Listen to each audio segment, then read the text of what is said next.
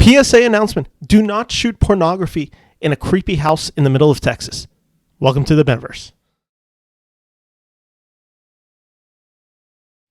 Hello, my name is Ben Friedman, and today I am talking Ti West's newest movie, X, which is a horror movie which follows 6 individuals who are shooting a porno who go to a scary house in the middle of nowhere, Texas, and slasher scares ensue. X is brought to you by A24, a studio that has a clear affirmation for horror. And what they do so well is they're willing to take chances with their projects.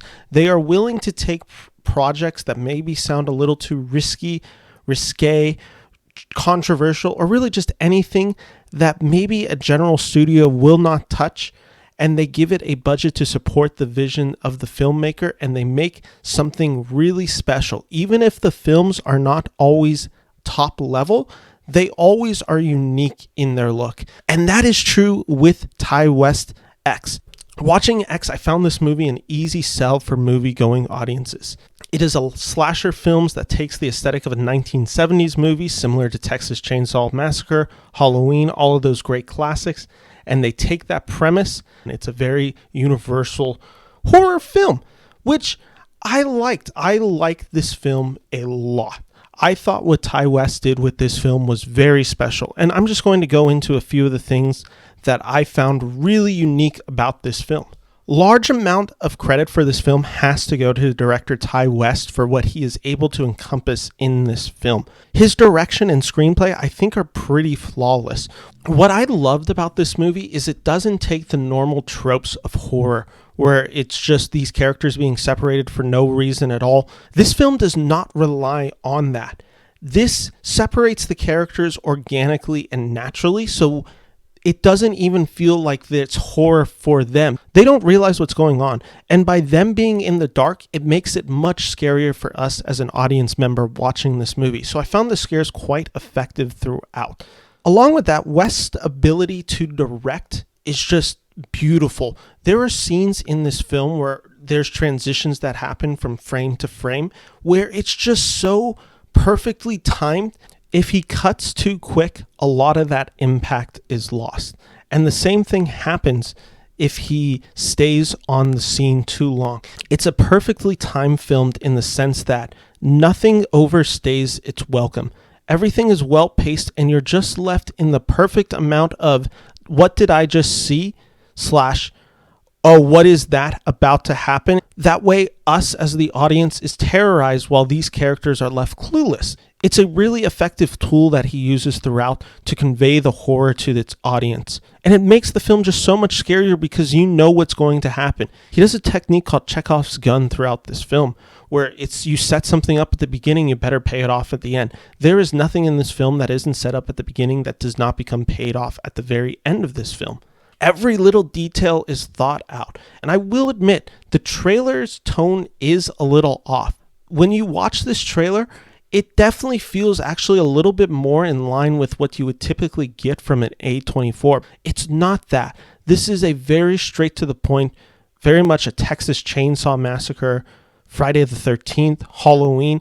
That is the style of this film. So I do want to warn audiences who are going into this movie, maybe expecting something a little different from this movie. Do adjust your expectations because that's not exactly the movie they gave. I'm glad because I tend to like more of the slasher films in horror. So I like that it took this route. And I think Ti West has such an affirmation for this type of horror film. He really gets to play with the tropes in a way that is fun, but it also is unique. There's times in this film where the film zigs when it should zag and vice versa. That gives a feeling of uneasiness throughout the film where you're just sitting there thinking like, okay, this is obviously what's about to happen, but then it never happens, or vice versa. You're just like, okay, of course they're not going to do this here. And then it happens. What that does, it leaves you as an audience member feeling uneasy the whole time because it becomes so unpredictable. By breaking just the basic tropes or even just reshaping them and having them broken at later points than they would typically be broken in a horror film, it allows the tropes to feel fresh. I found this movie very energetic because of Ti West's just brilliant direction and choice of timing. This film takes its time at the beginning to develop these characters. All 6 of these characters that you meet at the beginning, you know their personalities, you know who they are, and when eventually, of course, when they have to start being picked off one by one, you have a sense of dread, but you also care about these characters and their relationships. So it's not just random people being killed off screen.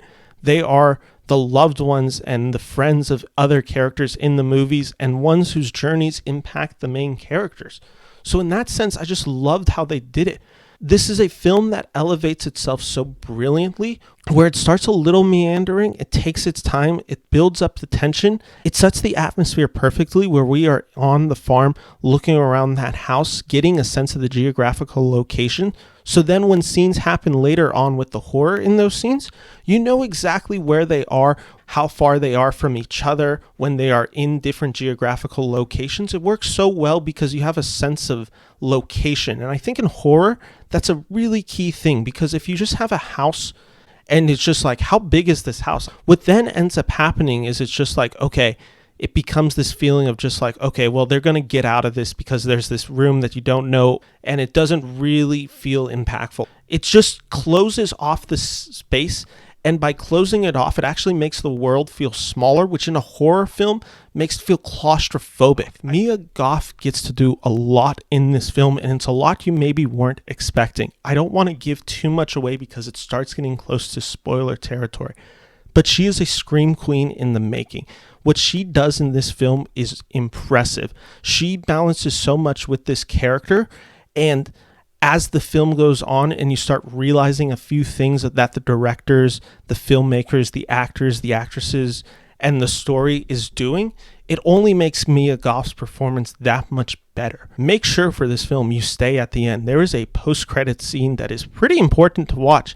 I was really sad I didn't get to see it in theater because we didn't realize there was a post-credit scene, so I thought it was the end of a horror film. I've never seen a post-credit scene for an A24. I'm sure they do exist, I just have never thought to stay. I think the performances are all in this film really strong. I thought Kid Cudi was really good in this movie. He's really funny in this movie. This film is not devoid of comedy. In fact, this film's really freaking funny throughout it.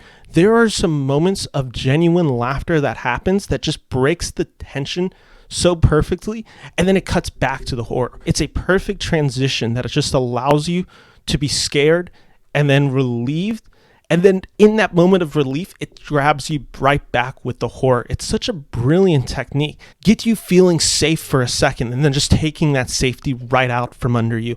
It's so cool and it's so well done, and it comes from a brilliant script. I think this film script is, dare I say, brilliant. It's just so effective and knows exactly the film it wants to make, and by doing so, they are able to hit certain beats at certain times where it's just like, well, had you hit it maybe even 5 minutes earlier, that beat loses some of its impact. That death doesn't feel as meaningful. But since it happens after maybe this event happens in the film, all of a sudden it's way more scarier because this person's in this room, which what are the implications for that, and so on and so on. It's a domino effect that's happening throughout this movie. Ty West is able to balance that so well. One performance I haven't talked about that is also just lovely is Jenna Ortega.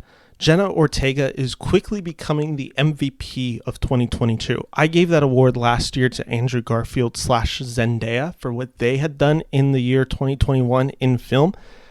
Let's look at Jenna Ortega real quick. She's already had The Fallout, which is still my #1 film of the year. She was in Scream, which was a film I didn't particularly care for, but I thought she was really good in it. She's in David Grohl's Studio 666 just really briefly, so she's setting her stamp in the horror genre, and now she's in this A24 X film, and she's really good in this film. She's really becoming an iconic scream queen in front of our eyes, and I'm just really excited to see where her career goes.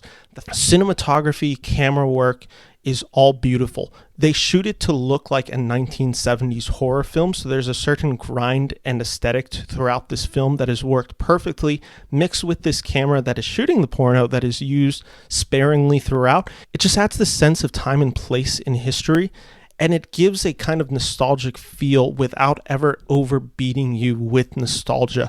It just gives you that vibe just so naturally.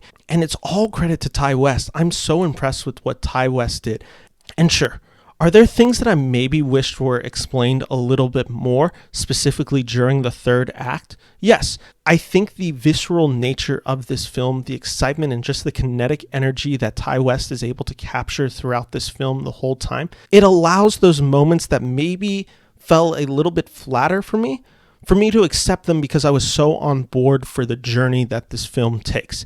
I think Ty West is a great horror director, and I can't wait to see what he does next. Also, the makeup in this movie is stunning. So with that all said, that's my review of X. I'm giving this film a 4.5 out of 5 stars. I think this film captures exactly what it wanted to capture and was so singularly focused on capturing Ty West's specific vision that they just did it so well that I don't really have any complaints about this movie. Yeah, there's a few nitpicks here or there, but for what this film wanted to be and what it was, I think they nailed it as good as they could have. Check it out this weekend in theaters. See it with a full audience because there is a lot of scares and also, like I said, a lot of genuine laughs to be had that it's just great seeing these types of films in theater. My name is Ben, here at the Beniverse. Thank you for listening, guys. Take care. Bye-bye.